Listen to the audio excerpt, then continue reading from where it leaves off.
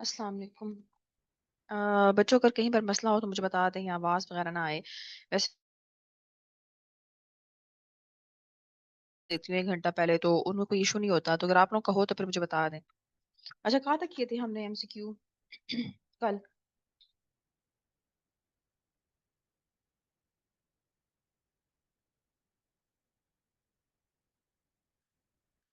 20 तक किए थे। सही है। MCQ number 21।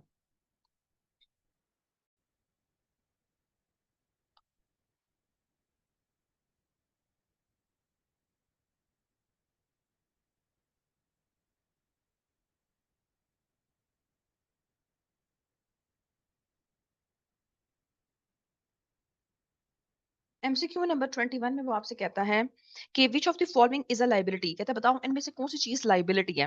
ट्रेड रिसीवेबल्स, ये तो एसेट्स होते हैं। Debtors, trade receivables means debtors assets हैं।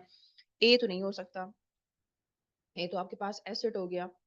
उसके पास वो आपसे कहता है इन्वेंट्री, तो बी भी आपके पास, इन्वेंट्री भी आपके पास एसेट है। वो तो लाइबिलिटी की बात कर रहे हैं।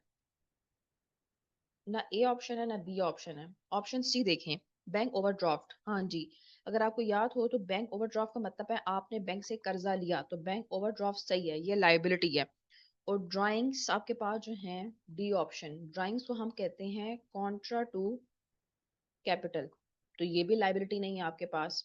तो इसमें आएगा ऑप्शन सी। ए ऑप्शन में आपके पास एसेट आ जाएगा, बी ऑप्शन आपके पास इन्वेंट्री है, सी आपके पास बैंक ओवरड्राफ्ट जो है वो लाइबिलिटी है। तो D option contra to capital है, ये भी लाइबिलिटी नहीं है। तो जो इसमें इन चारों ऑप्शंस में जो लाइबिलिटी है वो बैंक ओवरड्राफ्ट है, यानी बैंक से आपने कर्जा लिया, तो ऑप्शन आ जाएगा सी। उम्मीद है कि आपसे हुआ होगा, तो आसान है, सिंपल।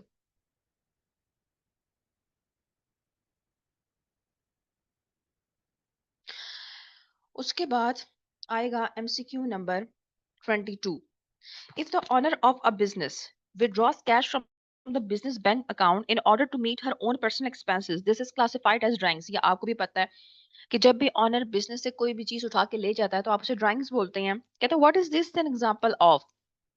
कहता है ऑनर जब कोई चीज ले जाता है तो आप इसे सेपरेटली क्यों लिखते हो। ये कौन सा कॉन्सेप्ट कहता है, ये आपको कॉन्सेप्ट कहता है सेपरेट एंटिटी कॉन्सेप्ट, या बिजनेस एंटिटी प्रिंसिपल या कॉन्सेप्ट। तो इसमें आएगा ऑप्शन बी। तो ये कॉन्सेप्ट ये कहता है कि ऑनर और बिजनेस दो अलग इंडिविजुअल्स हैं। अगर बिजनेस से कोई भी चीज ऑनर ले जाएगा तो आप इसको अलग से रिकॉर्ड करोगे, क्योंकि ये दो अलग बंदे हैं। तो इसीलिए ये प्रिंसिपल जो ये बात कहता है इसे हम कहते हैं सेपरेट या बिजनेस एंटिटी कॉन्सेप्ट। तो ऑप्शन आ जाएगा डी। उम्मीद है ये भी आपसे हुआ होगा, आसान है, इतना मुश्किल नहीं है। जहां मसला हो ना जिस एमसीक्यू में, तो वहां पर मुझे फिर ग्रुप में या वैसे मैसेज कर दें कि ये दोबारा पॉइंट बता दें या जो भी। MCQ number 23। Which of the following statement is true. कहता है बताओ इनमें से कौन सी स्टेटमेंट सही है।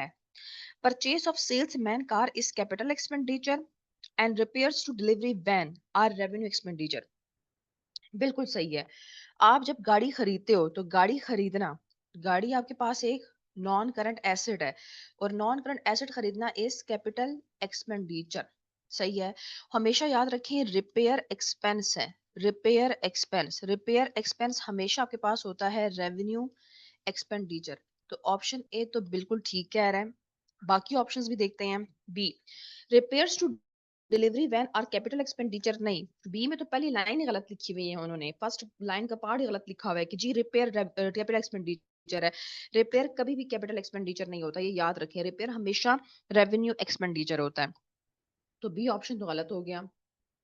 सी देखते हैं, purchase of salesman car is capital expenditure. Half line में वो सही कह रहा है कि आपने गाड़ी खरीदी, वो कैपिटल एक्सपेंडिचर है। And purchase of computer for office use is revenue expenditure. नहीं, कंप्यूटर भी आपके पास नॉन करंट एसेट है। अगर गाड़ी नॉन करंट एसेट है, वो कैपिटल एक्सपेंडिचर है, तो कंप्यूटर खरीदना भी आपके पास एसेट है, ये भी कैपिटल एक्सपेंडिचर है। तो सी ऑप्शन भी गलत है। Computer is non current asset, so is capital expenditure, ना कि रेवेन्यू एक्सपेंडिचर। डी ऑप्शन में वो आपसे कहता है purchase of shelving for the office is capital expenditure and purchase of computer is revenue. Again option D में वही बात कर रहे हैं कि जी कंप्यूटर खरीदना इज रेवेन्यू एक्सपेंडिचर, नहीं, कंप्यूटर कैपिटल एक्सपेंडिचर होता है। तो डी ऑप्शन भी गलत है। तो इसमें जो ऑप्शन सही है वो है ऑप्शन ए, अल्फा।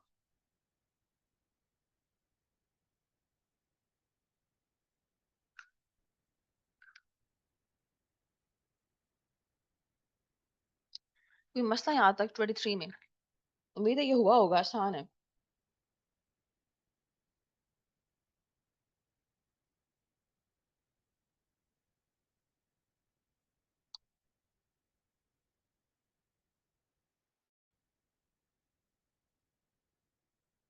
यार आप लोगों को आवाज आ रही है क्या? अच्छा, मैं आगे चलती रहूंगी, जहां मसला हो तो वहां पे खुद ही बता दें आप लोग हमें कि मुझे कि ये बता दें पॉइंट या इस तरह। अच्छा, आप लोग बड़े खामोश बैठे हो तो इसलिए मुझे थोड़ा सा डाउट हो रहा था कि पता नहीं आवाज आ रही है या नहीं। अच्छा, 24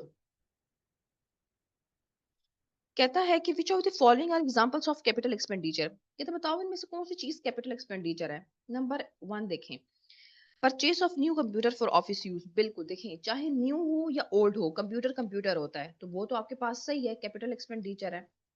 उसके बाद वो आपसे कहता है purchase of second hand computer. बेशक आप न्यू खरीदे या सेकंड हैंड कंप्यूटर खरीदे, कंप्यूटर खरीदना इस कैपिटल एक्सपेंडिचर, ये भी सही है। पॉइंट नंबर 3 में वो कहता है repairs, repair is not a capital expenditure. अभी मैंने आपको एमसीक्यू में बताया repair is revenue expenditure.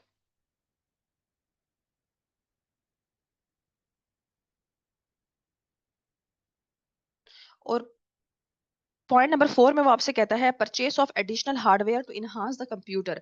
Enhance, improvement, improvement is capital expenditure. ये आप जानते हैं कि किसी चीज की इम्प्रूवमेंट जो होती है वो आपके पास कैपिटल एक्सपेंडिचर होती है। तो ये भी सही है। तो इसमें ऑप्शन आएगा 1, 2, 4, option C. 1, 2, 1, 2 and 4 is option C. Option C सही है, यानी 1, 2 और 4 जो है वो आपके पास कैपिटल एक्सपेंडिचर है।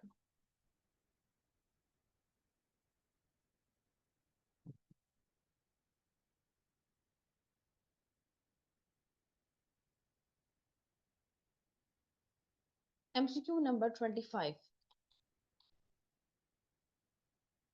कहता है विच of the following is an example of revenue expenditure. आप कहते हैं बताओ इसमें से कौन सी चीज रेवेन्यू एक्सपेंडिचर है। नंबर 1 देखते हैं, purchase of second hand delivery van. नहीं, van is a capital expenditure, not a revenue expenditure. Second में वो आपसे कहता है कि purchase of stock for resale. अच्छा, रीसेल का मतलब होता है सेलिंग पर्पस के लिए आपने चीज खरीदी। तो जब आप सेलिंग पर्पस के लिए कोई चीज खरीदते हो तो वो आपकी इन्वेंट्री में आ जाता है, ऐसे ही है। Sorry, purchases. जब आप कोई भी चीज सेलिंग पर्पस के लिए खरीदते हो तो आप कहते हो जी मैंने परचेजेस की हैं। ये अगर आपको याद हो तो हमने स्टार्ट के लेक्चर्स में पढ़ा था कि जब भी आप कोई भी चीज खरीदते हो फॉर सेलिंग पर्पस तो हम कहते हैं जी परचेजेस हो रही हैं। और परचेजेस हम किस वाले अकाउंटिंग हेड में कैटेगराइज करते थे? एक्सपेंसेस में। और मैंने आपको कहा था कि जितने भी एक्सपेंसेस होते हैं वो आपके पास रेवेन्यू एक्सपेंडिचर होते हैं। ये पॉइंट 2 पॉइंट याद रखिएगा। उस वो कह रहा है कि हमने गुड्स चीजें खरीदी हैं resale. Resale mean selling purpose के लिए। तो सेलिंग पर्पस के लिए आप जब भी चीज खरीदते हो तो हम कहते हैं जी हमने परचेजेस की हैं। और परचेजेस अगर आपको याद हो तो हमने जब स्टार्ट किए थे अपनी क्लासेस तो सेकंड या फर्स्ट लेक्चर में मैंने आपको बताया था कि परचेजेस जो आपके पास हैं वो एक्सपेंसेस में आते हैं, और एक्सपेंसेस जितने भी होते हैं वो सब रेवेन्यू एक्सपेंडिचर कहलाते हैं। उसके बाद पॉइंट नंबर 3 में वो आपसे कहता है कि रिपेयर्स। बिल्कुल, रिपेयर ऑब्वियस सी बात है, ये भी आपके पास क्या है? रेवेन्यू एक्सपेंडिचर है। और 4 में वो आपसे कहता है insurance. Insurance is also an expense. Insurance expense कहते हैं हम। और इंश्योरेंस एक्सपेंस जितने भी होते हैं वो आपके पास रेवेन्यू एक्सपेंडिचर होते हैं। तो आपके पास ऑप्शन आ जाएगा 2, 3 एंड 4, यानी ऑप्शन सी। कल भी मैंने आपको ये लाइन लिखवाई थी कि ऑल टाइप्स ऑफ एक्सपेंसेस। अगर आपको याद हो अकाउंटिंग हेड हमने पढ़ा था एक्सपेंसेस का, मैंने आपसे कहा था दो तरह के एक्सपेंसेस होते हैं। एक होते हैं परचेजेस एक होते हैं अदर एक्सपेंसेस, ये अकाउंटिंग हेड हमने पढ़ा था, तीसरा था कि चौथा था। तो उसमें तो ये जितने भी परचेजेस और अदर एक्सपेंसेस हैं, ये आपके पास रेवेन्यू एक्सपेंडिचर कहलाते हैं।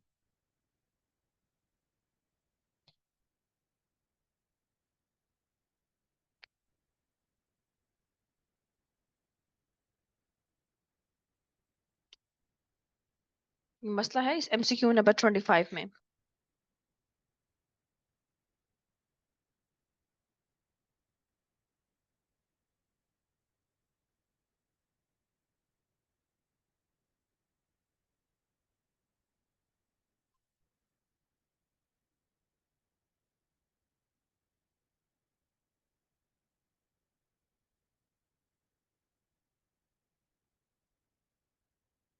प्लीज जहाँ मसला हो ना, अभी कुछ पॉइंट बता दें कि ये वाला पॉइंट वो कर दें।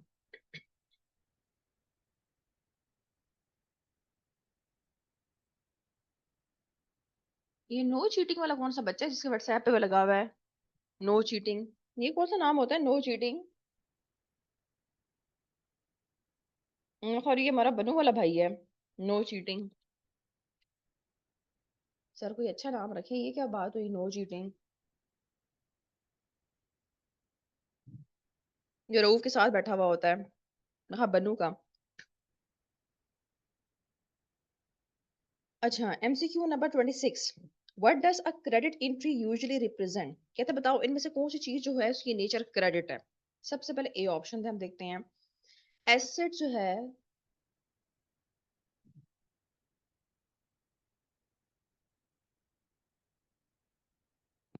नहीं मुबशर, जब मैंने आपको रेवेन्यू एक्सपेंडिचर की कराई थी ना डिफिनेशन, तो मैंने उसमें आपको दो डिफिनेशंस रेवेन्यू कराई थी। सेकंड डिफिनेशन में मैंने आपसे कहा था ऑल टाइप्स ऑफ एक्सपेंसेस और या day to day expenses are revenue expenditure. अगर आप जाएं उस डिफिनेशन पे जो मैंने आपको जब वो ट्रांजैक्शंस वाले जब करवाया था, तो मैंने उसमें आपको ये करवाया था। सिर्फ रिपेयर नहीं आती है उसमें रेवेन्यू एक्सपेंडिचर में, रिपेयर्स के अलावा जितने भी एक्सपेंसेस हैं वो सारे के सारे रेवेन्यू में आते हैं। एमसीक्यू नंबर 26, एसेट्स की जो नेचर होती है वो डेबिट होती है, और इनकम की जो नेचर होती है वो क्रेडिट होती है। तो ये ऑप्शन तो नहीं आ सकता, क्योंकि उसने एमसीक्यू नंबर 26 में आपसे मांगा हुआ है, बताओ इनमें से कौन सा ऐसा ऑप्शन है जिसमें दोनों चीजों की नेचर क्रेडिट आ रही है। तो ए ऑप्शन तो नहीं आ सकता। बी ऑप्शन देखते हैं, लाइबिलिटी। लाइबिलिटी तो सही है, क्रेडिट होती है, और इनकम, इनकम भी क्रेडिट होती है, ये भी सही है। ये सही ऑप्शन है बी। सी क्यों नहीं है? क्योंकि सी में तो एसेट्स की नेचर डेबिट होती है और एक्सपेंसेस की नेचर भी डेबिट होती है, तो दोनों डेबिट डेबिट हो जाएंगे, तो वो तो क्रेडिट मांग रहा है आपसे। और उसके बाद डी क्यों नहीं है? डी इसलिए नहीं है क्योंकि लाइबिलिटी की नेचर क्रेडिट होती है और एक्सपेंसेस की डेबिट होती है, तो डी ऑप्शन भी नहीं आ सकता। तो ऑप्शन आएगा बी बीटा। सी इसलिए नहीं आएगा क्योंकि assets and expenses is equals to debit, और डी इसलिए नहीं क्योंकि लाइबिलिटी तो ठीक है, उसकी नेचर तो हमें पता है क्रेडिट होती है, लेकिन एक्सपेंसेस की नेचर जो होती है वो डेबिट होती है। तो इसलिए डी और सी नहीं हो सकते हैं। तो इसमें ऐसा ऑप्शन जिसमें दोनों की जो नेचर है वो क्रेडिट है, वो आपके पास ऑप्शन बी है, बीटा।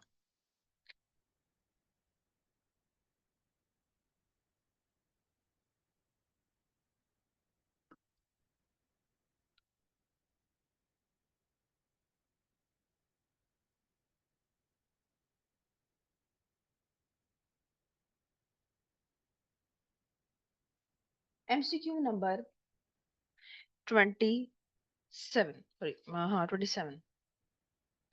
एमसीक्यू नंबर 27 में कहता है a business buys goods on credit from a supplier. आप बिजनेस हैं, आप अपने सप्लायर के पास गए, आपने चीजें कर्जे पे खरीदी, and will pay 1 month later, और आपने 1 महीने के बाद उसको पैसे अदा कर दिए। आप कर्जे पे चीजें लेकर आए हैं ऑन क्रेडिट, क्रेडिटर से।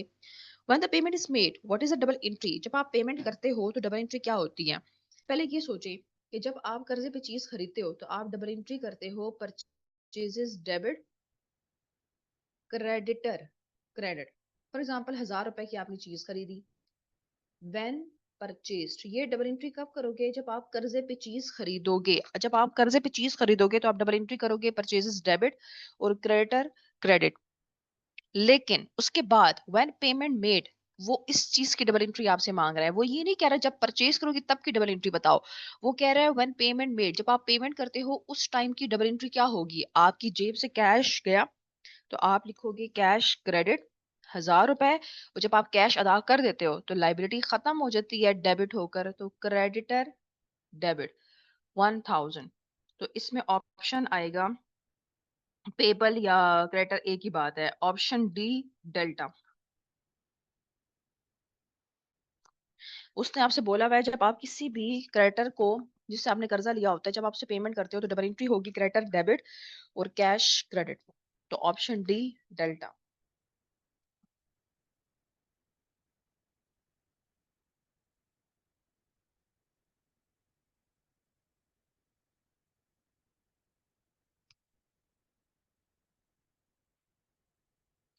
एमसीक्यू नंबर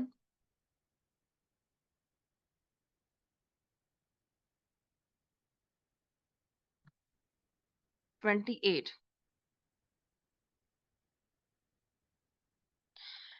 28 में कहते हैं विच of the following is not an asset, इनमें से कौन सी चीज एसेट नहीं है। कंप्यूटर इक्विपमेंट, ऑप्शन ए तो एसेट है कंप्यूटर। पेटी कैश, कैश कैश भी एसेट है आपके पास। ऑफिस फोटोकॉपियर, बस जो मशीन होती है आपके पास फोटोकॉपी करने की, वो भी एसेट होता है। Computer maintenance, maintenance is not an asset. Maintenance या repair, repair and maintenance is equals to expense, ये एसेट नहीं है। तो इसमें आएगा ऑप्शन डी। वो आपसे कह रहा है बताओ ऐसा ऑप्शन बताओ इन चार ऑप्शंस में से जो आपके पास एसेट नहीं है, तो उसमें से रिपेयर एंड जो मेंटेनेंस है वो एक्सपेंस है, वो एसेट नहीं है। तो ऑप्शन आएगा डी डेल्टा।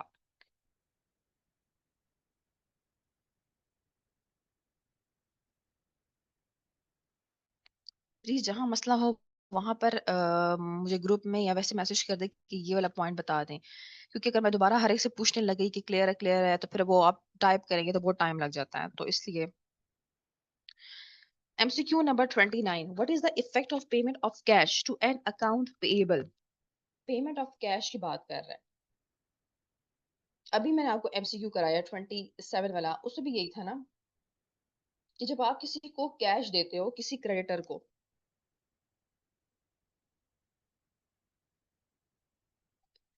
27 वाला आपको रिपीट कर दूं?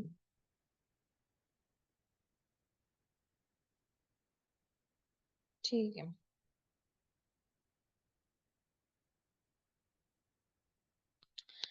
27 वाले में वो आपसे ये कह रहा है,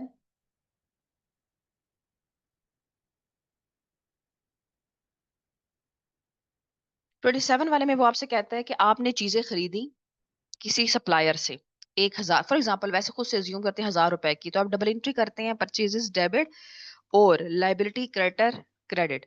वो कहता है बताओ जब आप इस बंदे को अगर आप पेमेंट करते हो उस टाइम क्या डबल एंट्री आप करोगे। तो व्हेन पेमेंट मेड, जब आप पेमेंट किसी सप्लायर को करते हो तो पेमेंट करने से लाइबिलिटी कम हो जाती है, क्रेडिटर डेबिट हो जाते हैं, लाइबिलिटी कम हो गई और कैश आपके पास क्या हो गया, वो भी कम हो गया, तो कैश क्रेडिट। तो वो आपसे जो डबल एंट्री मांग रहा है वो आपसे मांग रहा है कि जब आप किसी भी क्रेडिटर सप्लायर को पेमेंट करते हो तो बताओ डबल एंट्री क्या होती है। तो सिंपल डबल एंट्री होती है लाइबिलिटी कम हो गई है, क्रेडिटर डेबिट और कैश क्रेडिट आ जाएगा।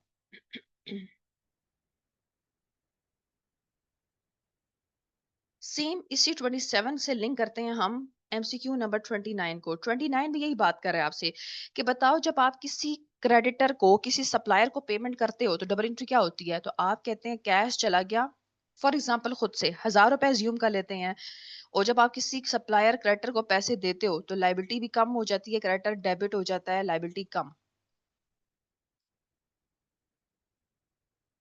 तो इसमें ऑप्शन आएगा MCQ नंबर 29 में, it will reduce cash and will reduce current liabilities, option B beta.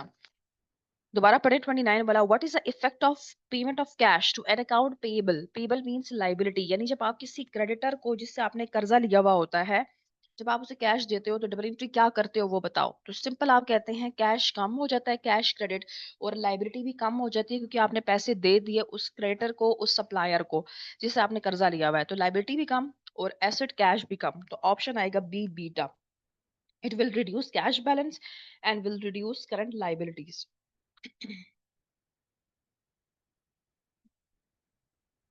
ये बिल्कुल 27 वाले की तरह ही है। MCQ number 29। जो डबल एंट्री आपने 27 में किया, वही आप 29 में भी करेंगे।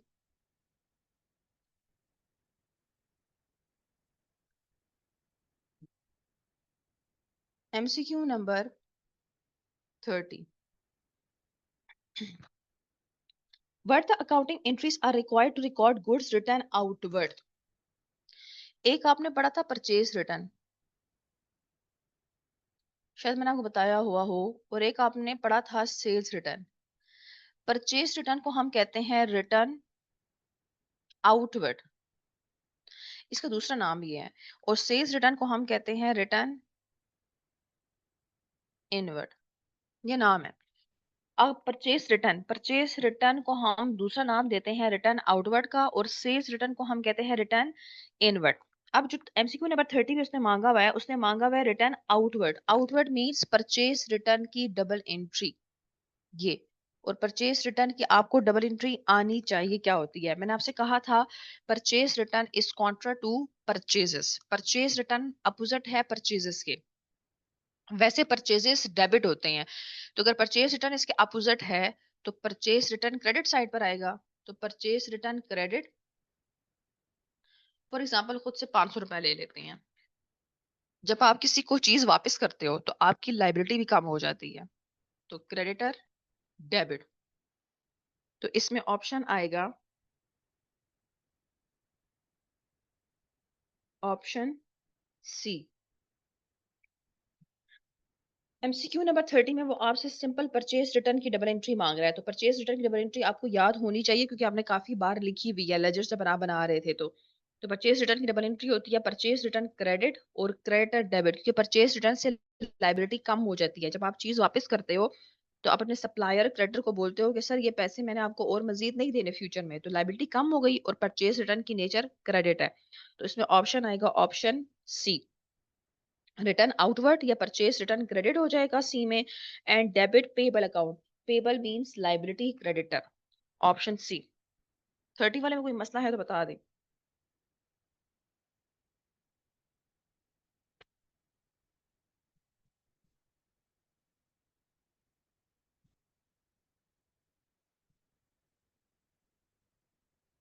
ये एमसीक्यू नंबर 30 क्लियर है?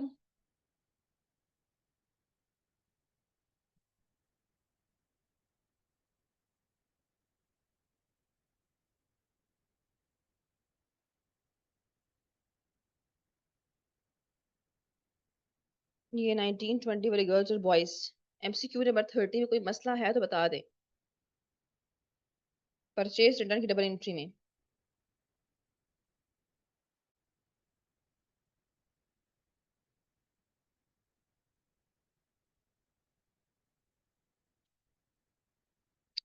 देखें, जब आपको बेशक सवाल में ना गिवन हो कि ये आपने कैश खरीदा या फिर आपने क्रेडिट पर खरीदा, लेकिन बाय डिफॉल्ट जब सवाल साइलेंट हो ना, तो हम अकाउंटिंग में आप जब अकाउंटिंग पढ़ते हैं, तो आप बड़े बड़े बिजनेस के पर्सपेक्टिव से पढ़ते हैं।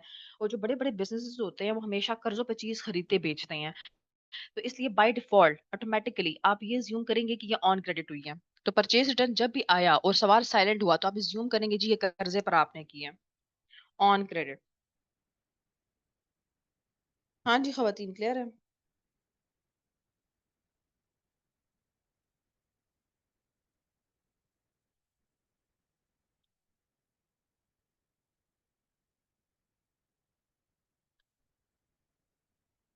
एमसीक्यू नंबर 31 कहता है कि Anthony receive goods from bread. Anthony भाई जो है उसने चीजें खरीदी हैं ब्रेड से ऑन क्रेडिट टर्म्स, कर्जे पर। एंड एंथनी सब्सिक्वेंटली पेस, उसके बाद एंथनी ने पैसे चेक के थ्रू पे कर दिए ब्रेड को।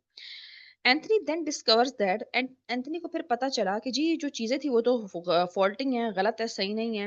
And cancel the cheque after it is issued but before it is cash by bread. फिर आपने चेक कैंसिल कर दिया, जो आपने चेक दिया था ब्रेड को। How should Anthony record the cancellation of the cheque in his books? इसका क्या होगा एमसीक्यू नंबर 31 का? एंथनी जो है वो परचेजर है, यानी उसने चीजें खरीदी हैं। ब्रेड जो है वो सेलर है, सेलर। अब यहां पर वो कह रहा है कि बताओ, एंथनी एंथनी की बात कर रहे हैं कि जब एंथनी ने, फॉर एग्जांपल, आप समझते हैं आप एंथनी है, ठीक है, आपने किसी सप्लायर जिसका नाम ब्रेट है उससे चीजें खरीदी और चेक दे दिया, कैश दे दिया, आपने चेक लिख के दे दिया, सर ये चेक आपका। लेकिन उसके बाद आपको कुछ दिनों के बाद पता चला कि यार ये चीजें तो उसने गलत दी हुई हैं, तो ऑब्वियस सी बात है आप उन चीजों को बाहर तो नहीं फेंकोगे ना। बाहर फेंकने से तो आपके पैसे जाया होंगे। आप दोबारा ब्रेड अपने सप्लायर को वापस करके बोलोगे सर मेरा चेक मुझे वापस पैसे निकाल कर दें, मेरा चेक मुझे वापस करें क्योंकि मैंने आपको चीजें वापस लौटा दी हैं। तो ये फिर क्या होगा आपके पास? हाँ जी, इसमें आएगा ऑप्शन सी आएगा। ऑप्शन सी कैसे आएगा? जब एंथनी चीजें वापस करेगा तो हम इसे कहते हैं परचेज रिटर्न या रिटर्न आउटवर्ड। और आप जानते हैं purchase return by nature credit होता है। फॉर एग्जांपल 200 रुपए की चीजें आपने वापस कर दी तो परचेज रिटर्न या रिटर्न आउटवर्ड क्रेडिट। और दूसरा चीज के एंथनी आप हैं, आप ऑलरेडी उसको चेक दे चुके थे, यानी आप उसे कैश दे चुके थे, तो आप उसे कहेंगे सर जूं कि मैंने आपको 200 रुपए की चीजें वापस कर दी, मेरा पैसे मुझे वापस निकाले। जो चेक मैंने आपको दिया था, चेक मीन्स बैंक, तो बैंक यानी चेक आपको वापस मिल जाएगा। तो चेक मिलना इज डेबिट, 200 से बढ़ गया। तो ऑप्शन आएगा सी। खुद को आपने एंथनी की जगह पर रखकर रिज्यूम करना है कि आप एंथनी हैं, आपने उसको चीजें जो है वापस कर दी, तो परचेज रिटर्न या रिटर्न आउटवर्ड क्रेडिट हो जाएगा। लेकिन आपने उसको ऑलरेडी पहले से ही चेक दे दिया था, तो चेक आप उससे वापस डिमांड करेंगे कि मुझे मेरा चेक वापस करो। तो चेक वापस होना यानी बैंक बढ़ गया, डेबिट हो गया। तो बैंक डेबिट, परचेज रिटर्न या रिटर्न इन आउटवर्ड क्रेडिट 200 से। तो option C.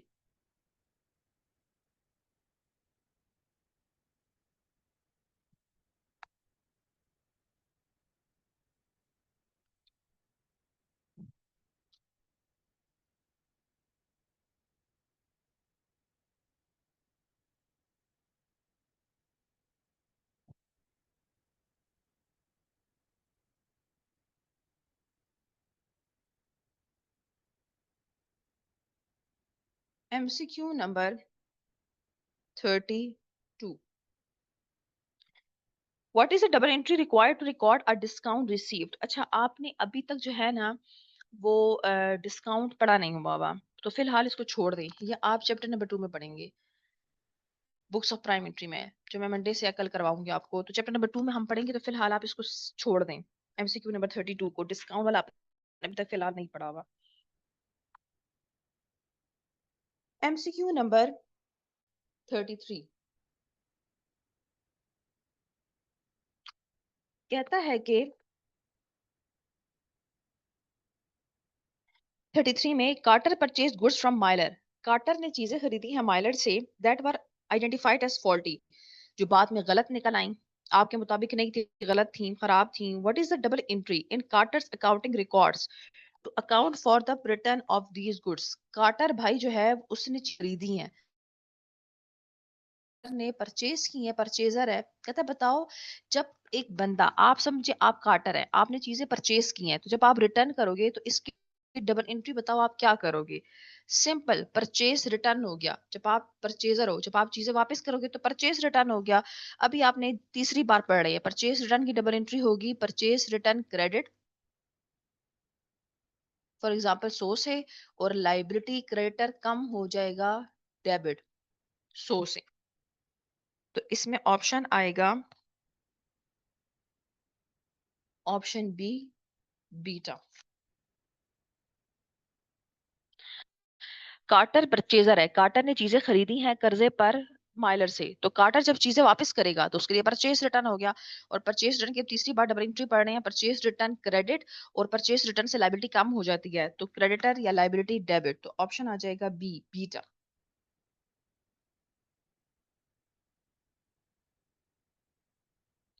MCQ number 34। Which of the following statement describes the accounting equation? वो कहता है बताओ जी अकाउंटिंग इक्वेशन। कल मैंने आपको इक्विटी का फॉर्मूला लिखवाया था, अगर आपको याद हो, opening capital plus fresh capital plus net profit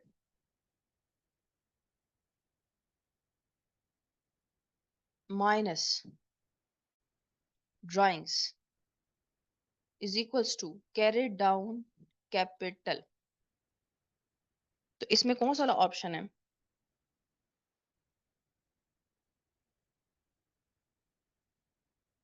option D delta. ये कल मैंने आपको इक्विटी का फॉर्मूला लिखवाया था, opening capital plus fresh capital plus profit minus drawings is equals to closing या कैरिड डाउन। अच्छा, और मैं आपको ये चीज बताई थी कि इक्विटी का तीन नाम होते हैं, इक्विटी भी कहते हैं हम, कैपिटल भी कहते हैं, नेट एसेट्स भी कहते हैं। ये मैंने आपको लिखवाया था कि इक्विटी या कैपिटल के तीन नाम है, इक्विटी, कैपिटल, या इसका तीसरा नाम है नेट एसेट्स। तो सिंपल, कल आपने जो मैंने आपको कल एसओएफपी का एक सवाल करवाया था जिसमें इक्विटी का फार्मूला आपने अरेंज करना था, तो उसमें वही फार्मूला आपने यहाँ पर लिखना है, वो आपसे फार्मूला मांग रहा है, तो इसमें आएगा option D delta.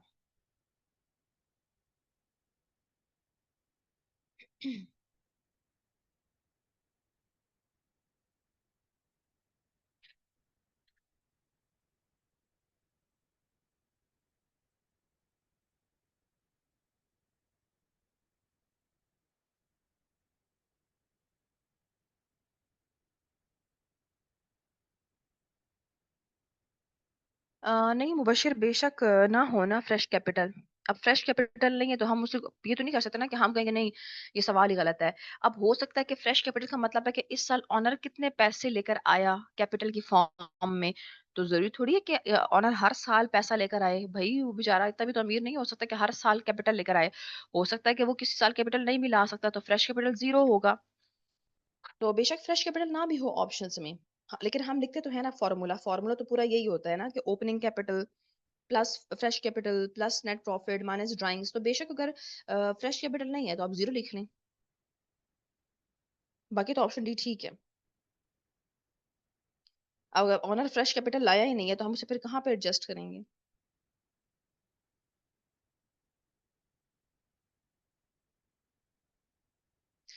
MCQ number 35 कहता है कि what is a double entry required to record a purchase on credit. कहता है आपने परचेजेस की हैं कर्जे पर, तो डबल एंट्री सिंपल होती है, परचेजेस डेबिट और क्रेडिटर या लाइबिलिटी क्रेडिट। तो ऑप्शन आ जाएगा डी, परचेजेस डेबिट, लाइबिलिटी या क्रेडिटर या पेबल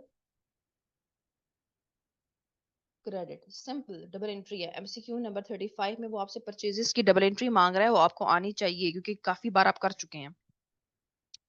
एमसीक्यू नंबर 36 रिपीट हुआ हुआ है, ऊपर हमने अभी आज ही किया है।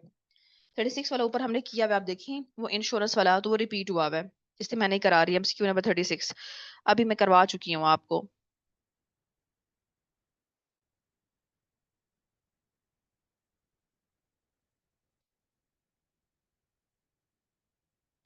MCQ number 37, which of the following types of expenditure would generally be classified as revenue expenditure? Number one, payment of tax. Tax आपके पास एक्सपेंस है, तो जो कि टैक्स एक्सपेंस है तो ये आपके पास आ जाएगा रेवेन्यू एक्सपेंडिचर। टैक्स आपके पास एक्सपेंस है और मैंने आपसे कहा था हर एक्सपेंस आपके पास रेवेन्यू एक्सपेंडिचर होता है। अब बी ऑप्शन देखिए 37 वाले में, purchase of delivery van by courier service. Van, van is capital expenditure, van asset है और एसेट कैपिटल एक्सपेंडिचर होता है, तो ये तो नहीं आ सकता बी ऑप्शन। सी देखें, कहता है extension to the office building by of a toy manufacturer. वो आपसे कहता है 37 वाले में कि एक्सटेंशन, एक्सटेंशन मींस आपने अपने घर के ऊपर एक पूरा पोर्शन डाल दिया, तो एक्सटेंशन या पोर्शन डालना is not a revenue expenditure, ये आपके पास कैपिटल एक्सपेंडिचर है। ये भी मैंने आपको किसी एक एमसीक्यू में करवाया था, तो ये भी नहीं हो सकता, वो तो आपसे रेवेन्यू मांग रहा है। डी देखें, डी में वो आपसे कहता है कि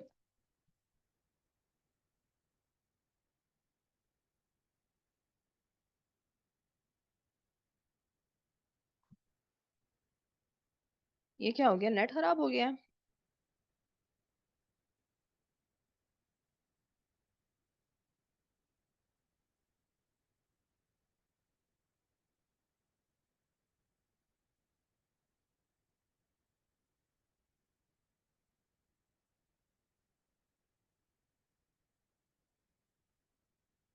ये आवाज से वो बाकी आ रहा है, पिक्चर वगैरह सही हुआ है, डिस्कनेक्ट हो गया। मेरे पास तो शो हो रहा है पैक और सर्वकाश का भी।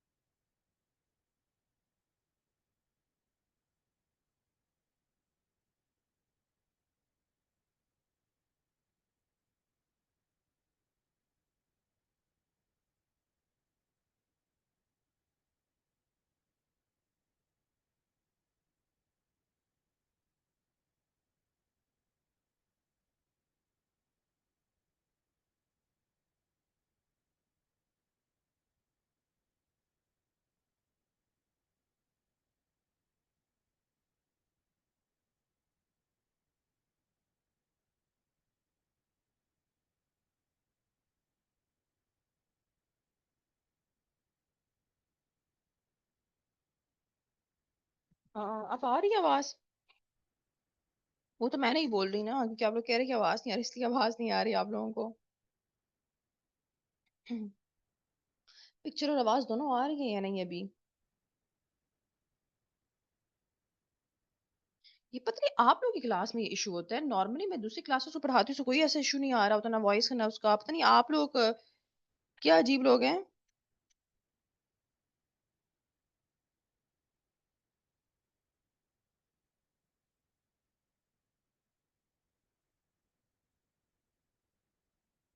मेरी आवाज आ रही है आप लोगों को या नहीं?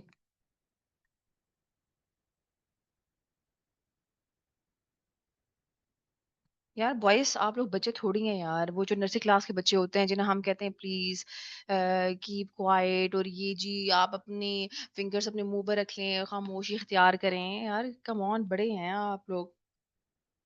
तो आप लोगों को तो रूल्स एंड रेगुलेशन समझाने की मुझे जरूरत नहीं है कि क्लास के क्या एथिक्स होते हैं, तो एटलीस्ट थोड़ा सा ख्याल रखें यार। छोटे बच्चे थोड़ी हैं आप लोग। चलें आए एमसीक्यू नंबर 37 पर। एमसीक्यू नंबर 37 में वो आपसे कहता है कि बताओ इनमें से कौन सी चीज जो है वो रेवेन्यू एक्सपेंडिचर है। तो ए ऑप्शन में वो आपसे कहता है कि टैक्स एक्सपेंस, हमें फिलहाल तो लग रहा, बल्कि लग क्या रहा है टैक्स एक्सपेंस है तो रेवेन्यू एक्सपेंडिचर है। वैन कैपिटल एक्सपेंडिचर है, एसेट है, एक्सटेंशन पोर्शन जो है वो भी कैपिटल एक्सपेंडिचर है। तो डी ऑप्शन देखते हैं। डी ऑप्शन में कहता है कि civil sorry wheelchairs for resale पे एन ऑफिस इक्विपमेंट रिटेलर। अच्छा वैसे इसने अगर एक ऑप्शन मांगा हुआ है ना, तो जो ज्यादा रेलेवेंट है, फिलहाल डी ऑप्शन छोड़ दें। डी ऑप्शन एक्चुअली ये मैंने खुद एमसीक्यूज बनाए हुए, थोड़ा सा इसमें इशू है, एक दो जगहों पर है। फिलहाल डी ऑप्शन छोड़ दें। तो इसमें ऑप्शन है वो ऑप्शन ए है, टैक्स। टैक्स आपके पास जो है वो एक्सपेंस है। और मैंने आपसे कहा था हर टाइप का जो एक्सपेंस है, चाहे वो रिपेयर एंड मेंटेनेंस है, टैक्स है, इंश्योरेंस है, इंटरेस्ट है, सैलरीज है, रेंट है, ये सारे के सारे आपके पास रेवेन्यू एक्सपेंडिचर होते हैं। तो इसमें ऑप्शन जो मोस्ट रेलेवेंट है वो आपके पास है ऑप्शन ए। 37 में सही कर लें, ऑप्शन ए आएगा। Payment of tax is revenue expenditure, D फिलहाल छोड़ दें।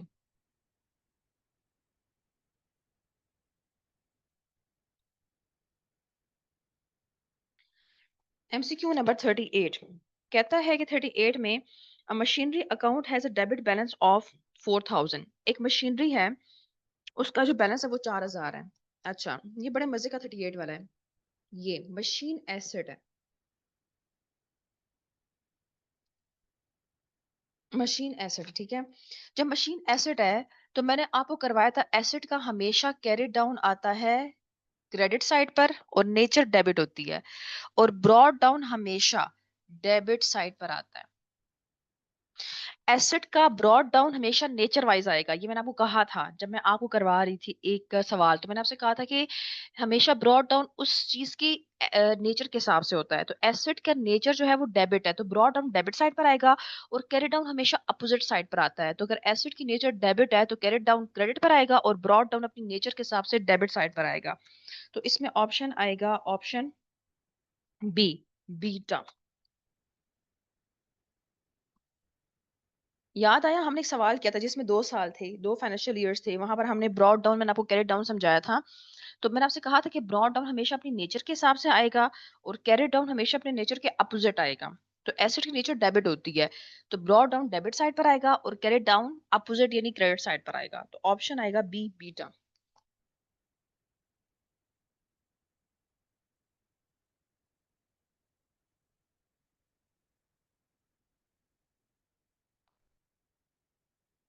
एमसीक्यू नंबर 39 कहता है, what is a double entry to record account by a owner the introduction of. Ma'am option C नहीं होगा? ना ना ना ना, ऑप्शन सी नहीं हो सकता। ऑप्शन सी तो अपोजिट कह रहा है, ऑप्शन सी कह रहा है कैरेट डाउन डेबिट साइड पर आएगा। नहीं, एसेट का कैरेट डाउन हमेशा क्रेडिट साइड पर आता है, नेचर डेबिट होती है। सी तो बिल्कुल अपोजिट चल रहे हैं फिर आप। बी ऑप्शन सही है कि ब्रॉड डाउन डेबिट साइड पर आएगा, और कैरेट डाउन क्रेडिट साइड पर आएगा। B option.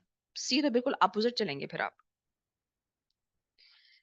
एमसीक्यू नंबर 39 कहता है कि एक ऑनर है, उसने बिजनेस में कैपिटल लेकर आया बैंक में।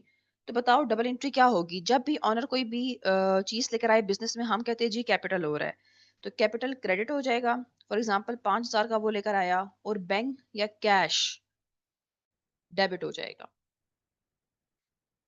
तो इसमें ऑप्शन आएगा ऑप्शन सी। सिंपल 39 में वो आपसे कैपिटल की डबल एंट्री मांग रहा है कि जी ऑनर कैपिटल लेकर आया, तो बैंक या कैश डेबिट हो जाएगा, और कैपिटल क्रेडिट हो जाएगा। Option C. MCQ number 40 what is a double entry to record the purchase of plant and machinery for cash. कहता बताओ, आपने प्लांट एंड मशीनरी खरीदी है कैश देकर, तो प्लांट बाय नेचर एसेट है, तो plant and machinery debit. Asset जब बढ़ता है तो डेबिट होता है, और आपने कैश अदा किया तो कैश क्रेडिट। 40 में कहता है प्लांट एंड मशीनरी खरीदी, एसेट डेबिट बढ़ गया, और कैश कम हो गया तो कैश क्रेडिट। तो इसमें ऑप्शन आएगा ऑप्शन बी, बीटा। ये तो सिंपल है, 39 और 40 सिंपल डबल एंट्रीज मांगी हुई है आपसे।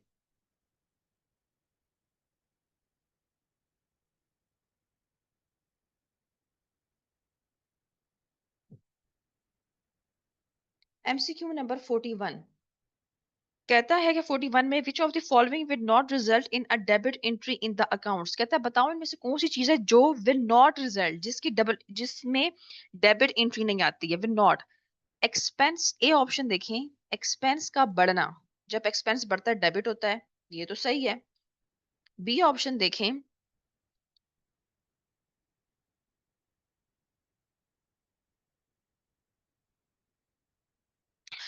मुबशिर आप सही कह रहे हैं, बैंक डेबिट होना चाहिए था। लेकिन ये एमसीक्यूज मैंने खुद बनाया ना, तो वो शायद वो टाइपिंग करते हुए तो मिस्टेक मुझसे हो गई है। तो यहाँ पर वैसे होना चाहिए था बैंक ही, लेकिन वो मुझसे मिस्टेक हुई, मैंने ऑप्शन में कैश लिखा हुआ है। बाकी आप सही कह रहे हैं। अच्छा, एमसीक्यू नंबर 41 में वो कहता है, बी ऑप्शन देखें, increase in revenue. Revenue means income. तो जब इनकम बढ़ती है वो क्रेडिट होती है। सी ऑप्शन देखें, डिक्रीज इन लाइबिलिटीज। जब लाइबिलिटी कम होती है, तो लाइबिलिटी जब बढ़ती है तो क्रेडिट होती है, जब लाइबिलिटी कम होती है तो डेबिट होती है। ऑप्शन डी में वो कहता है इंक्रीज इन एसेट्स। एसेट्स का बढ़ना डेबिट होता है।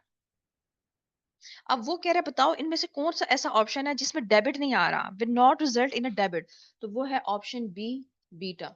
ऑप्शन बी ऐसा ऑप्शन है जिसमें अगर इनकम बढ़ती है तो इनकम का बढ़ना आपके पास जो होता है वो क्रेडिट होता है, डेबिट नहीं होता। तो इसमें आएगा option B, beta.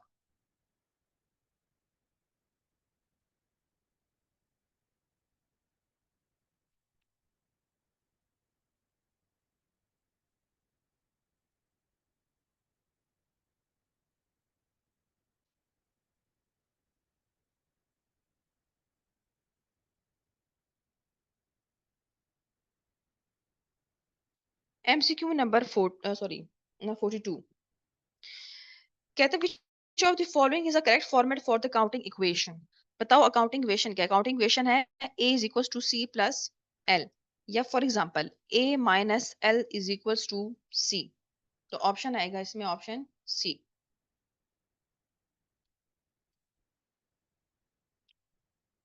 a is equals to c plus l, या फिर और a minus l is equals to c। तो ऑप्शन सी आएगा। ये मैं करवा भी चुकी हूँ मेरे ख्याल से, जब मैं एक्सरसाइज की फिजिकल करवा रही थी आपको। MCQ number 43 which of the following changes could not. अच्छा, MCQ नंबर 43 भी स्किप कर दे फिलहाल, ये थोड़ा सा मुश्किल है। ये जब आप कुछ चैप्टर्स करेंगे उसके बाद मैं आपको इस 43 पे लेकर आऊंगी। फिलहाल आप ये MCQ नंबर 43 स्किप कर दें, क्योंकि कुछ चैप्टर्स के बाद आपको डिटेल में आपको समझा सकूंगी फिर ये मैं।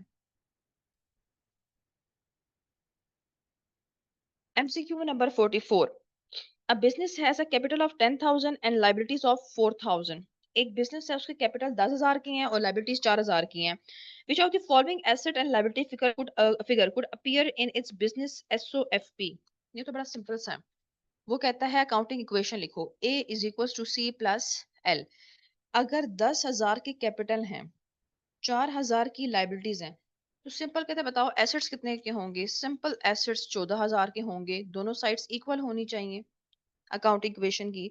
तो इसमें ऑप्शन आएगा ऑप्शन डी, डेल्टा। मुझे लगता है ये भी हमने एक्सरसाइज में किया हुआ है कि लाइबिलिटी भी दी थी, कैपिटल भी दिया था। कहते हैं बताओ एक्स ए मालूम करो। तो अगर 10,000 और 4,000 14,000 के इक्वल है, तो एसेट्स के इक्वल होने चाहिए। तो एसेट्स सिंपल आप 14,000 फिगर पुट कर दें।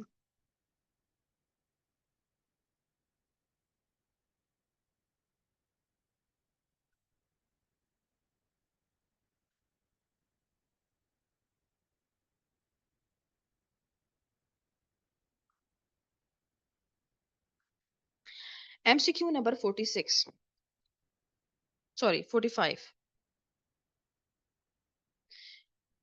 कहता है what is a double entry to record receipt of cash from an account receivable. Account receivable का मतलब होता है, रिसीवेबल मैंने आपको बताया था, रिसीवेबल मींस डेटर्स। कहते हैं बताओ जब किसी डेटर से आपको पैसे मिलते हैं तो आप डबल एंट्री क्या करते हो। एक कस्टमर है, डेटर है आपका, वो जब आपको कैश देगा तो आप डबल एंट्री करोगे, कैश मेरे पास आ गया, कैश डेबिट, और आप डेटर को कम कर दोगे, डेटर का किस्सा कम हो जाएगा, खत्म हो जाएगा उसका खाता, तो debtor credit.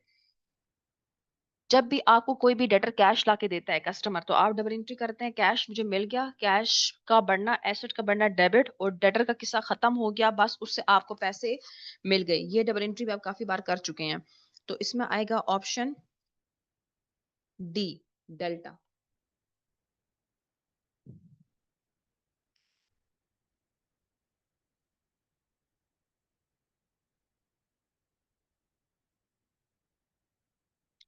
MCQ number 46 what is a double entry to record the purchase of motor van on credit। आपने मोटर वैन खरीदी, तो motor van by nature asset है, एसेट का बढ़ना डेबिट होता है, तो मोटर वैन डेबिट। और कर्जे पे खरीदी तो लाइबिलिटी या पेएबल क्रेडिट। तो इसमें ऑप्शन आएगा मोटर वैन डेबिट और क्रेडिट आएगा option D, delta. MCQ number 46 में वो आपसे कहता है आपने मोटर वैन खरीदी, मोटर वैन डेबिट और लाइबिलिटी, लाइबिलिटी पर खरीदी कर्जे पर, तो लाइबिलिटी कर्जा बढ़ गया, liability credit.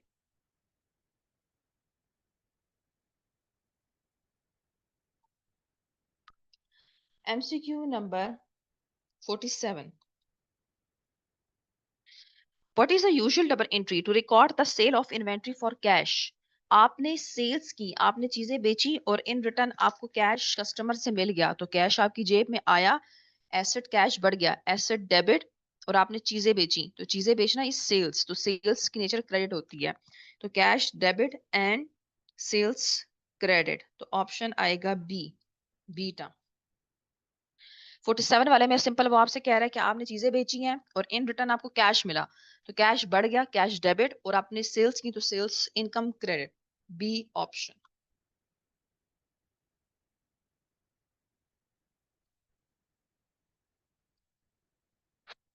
MCQ number 48 A debit balance would be expected to arise when the accounts are balanced at the period and on which of the following accounts. कहते बताओ इन चार ऑप्शंस में से ऐसे कौन से ऑप्शन है जिसकी नेचर जो है वो आपके पास डेबिट है. कैपिटल. कैपिटल की नेचर ए ऑप्शन देखें तो कैपिटल तो बाय नेचर क्रेडिट होता है, ये तो नहीं हो सकता. बी ऑप्शन आप देखें तो वो आपसे कहता है सेल्स. सेल्स इनकम है, उसकी नेचर भी क्रेडिट है, ये भी नहीं हो सकता. सी वो आपसे कहता है इलेक्ट्रिसिटी. हाँ जी, इलेक्ट्रिसिटी एक्सपेंस है, उसकी नेचर डेबिट होती है, तो ये सही है. तो ऑप्शन आएगा सी. अब इसमें ऑप्शन डी क्यों नहीं है? ऑप्शन डी का मतलब है लोन, लाइबिलिटी, और उसकी नेचर भी होती है क्रेडिट, ये भी नहीं हो सकता. तो इसमें आएगा ऑप्शन सी. तो सिंपल था 48 वाला कि इनमें से किस चीज की नेचर जो है वो डेबिट, एक्सपेंस की नेचर डेबिट होती है.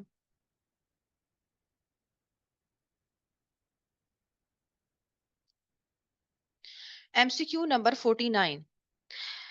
क्रेडिट बैलेंस कहता है बताओ इन चार ऑप्शंस में से किस चीज की नेचर जो है अब वो क्रेडिट है. ड्राइंग्स, ए ऑप्शन देखते हैं. ड्राइंग्स के बारे में कहा जाता है कॉन्ट्रा टू कैपिटल, इसकी नेचर डेबिट होती है, तो ये तो नहीं हो सकता. बी ऑप्शन देखते हैं. Telephone. Telephone is expense, expense की नेचर डेबिट होती है, वो हमसे डेबिट नहीं क्रेडिट मांग रहा है.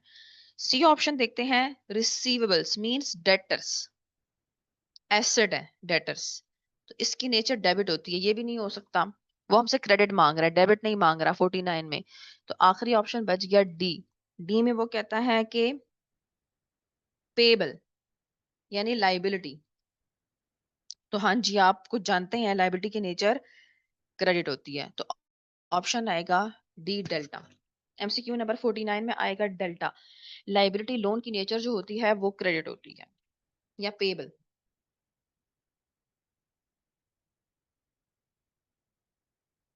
MCQ number 50. A business sell goods on credit to a customer who pays 1 month later. What are the accounting entries required to record the receipt of cash? अच्छा, receipt of cash. Receipt of cash का मतलब है cash मिल गया. जरा खुद सोचें, जब आपको एक डेटर, एक कस्टमर जब कैश ला के देता है, कैश आपको मिल जाता है, तो कैश का बढ़ना, कैश डेबिट हो जाएगा. अच्छा, ये ऑप्शन जो है इस 50 वाले में ए बी सेम है, तो आप कह लें ए ऑप्शन या बी ऑप्शन दोनों सही हैं. ये मुझसे थोड़ी सी मिस्टेक हुई हुई है टाइपिंग करते हुए. तो एमसीक्यू नंबर 50 में सिंपल वो आपसे कह रहा है कि आपको कैश मिला, कि रिसीट ऑफ कैश. तो कैश का मिलना जो है वो आपके पास हो गया. 50 में कैश मिल गया तो कैश बढ़ गया, तो कैश डेबिट हो जाएगा. ए और बी सेम सेम वो हैं, आंसर्स हैं, तो ए या बी दोनों ही कह सकते हैं आप.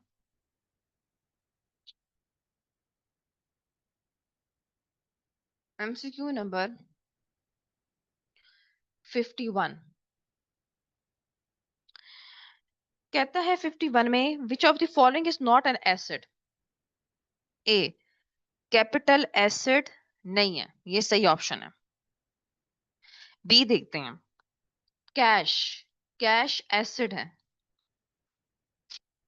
सी ऑप्शन देखें. कार, कार भी एसिड है. वो कहता है ऐसा ऑप्शन बताओ जो एसिड नहीं है, तो बी भी एसिड है, सी भी एसिड है. डी देखते हैं. कंप्यूटर सॉफ्टवेयर, ये भी आपके पास एसिड है, यानी ऑप्शन आएगा इसमें ए. ऑप्शन ए ऐसा ऑप्शन है जो कि आपके पास एसिड नहीं है.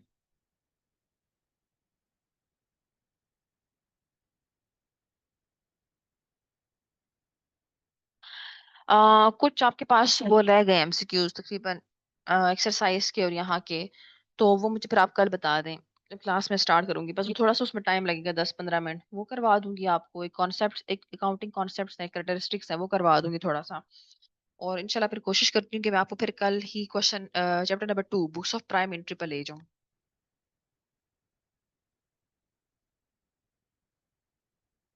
मैं क्लास एंड कर रही हूँ कि मेरी दूसरी क्लास स्टार्ट हो रही है.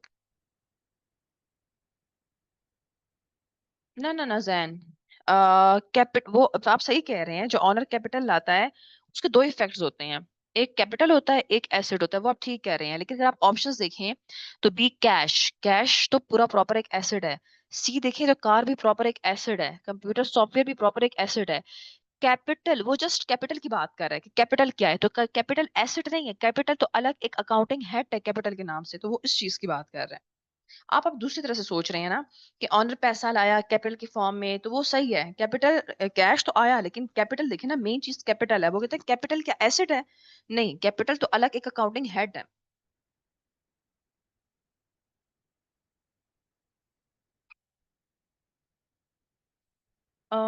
मैं फिजिकल क्लासेस कब से स्टार्ट करूंगी? ये तो फिलहाल मुझे नहीं पता मैं फिजिकल कब से स्टार्ट करूंगी, क्योंकि मेरी लाइफ का काफी इशू बना हुआ है। मैं इनफेक्ट एक रूम से दूसरे रूम पे जाते हुए 10 बार सोचती हूँ कि मैं जाऊं कि ना जाऊं। तो वो ठीक नहीं हो रहा, हालांकि तकरीबन 23-24 डेज होने वाले हैं। तो आज फिर मेरी डॉक्टर के पास अपॉइंटमेंट है फेड में। तो डॉक्टर्स भी तकरीबन 4 डॉक्टर है ये वाला। तो बाकी ये हल्दी ये वो हर चीज कर चुकी है, लेकिन फर्क कोई खास आ नहीं रहा मुझे। तो मैं भी चीज से परेशान हूँ थोड़ी सी कि पता नहीं क्यों नहीं हो रहा ये। तो आज जाती हूँ दूसरे डॉक्टर के पास, दूसरे नहीं बल्कि चौथे डॉक्टर के पास, देखती हूँ वो क्या ओपिनियन देता है अपना। तो उसके बाद, क्योंकि मैं तो एक रूम से दूसरे रूम में जाते हुए भी, इनफैक्ट अगर मैं अभी बैठ के पढ़ा रही हूँ तो मैं अगर लेग अपनी वो करती हूँ तो फिर मुझे तब भी दर्द होता है। तो फिजिकल में तो फिर आपको ऑब्वियस सी बात है खड़ा रहना पड़ता है, क्योंकि मैंने अब तक खड़े हुए तकरीबन 15 दिन क्लासेस ली थी। तो उस वजह से और भी मुझे रेस्ट नहीं मिला था, तो वो और सिवियर खराब हो गया था। तो देखते हैं कब तक सही होता है, फिर इंशाल्लाह लूंगी। क्यों कोई मसला आ रहा है आप लोगों को उसमें ऑनलाइन में?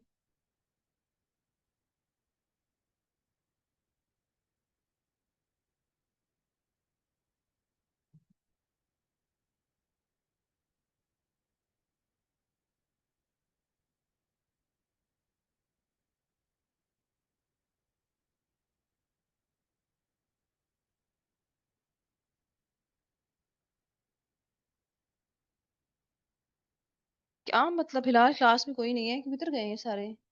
कम बच्चे हैं क्या?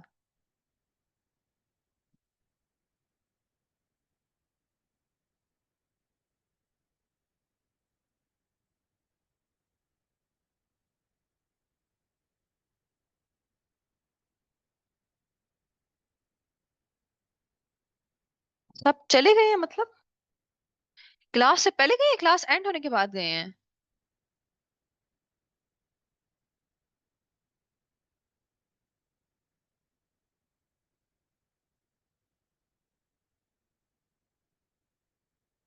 हाँ हाँ, नहीं फिर तो सही है, मुझे लगा शायद आप कह रहे हैं कि क्लास के बीच में चले गए हैं।